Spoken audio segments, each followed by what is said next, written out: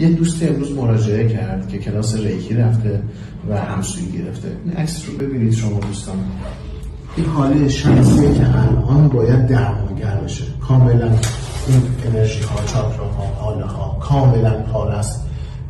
این آدم تحت تاثیر غیر ارگانیک ها قرار گرفته، یعنی غیر ارگانیک ها وارد بدنش شدن فقط به خاطر اینکه کسی که ایشون رو همسویی کرده خودش غیر ارگانیک داشته و این بلا رو سرش آورده. این وضعیت چاکراهای این شخص، ببینید سایزش باید چی باشه و چطور این انرژی این چاکراها به هم ریخته است و حال این بنده خدا بد شده به جایی که بهتر بشه. اصلا چاکراها دیده نمیشه، قدرت خیلی پایینی دارن این چاکراها. چاکرای که این آدم تقریبا فکر میکنم کمتر از 1 جول داره فعالیت بکنه و اصلا قدرتی نداره.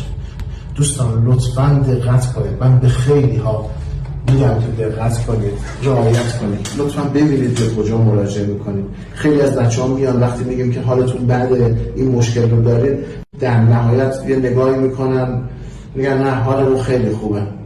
دقت کنید سیستم های ما GDB مربوط به آمریکاست، به صورت آنلاینه، هیچ گونه خطایی نداره. این سیستم ها سازمان بهداشت جهانی این سیستم رو پذیرفته به عنوان طب مکمل و بسیار دقیق داره انجام میده.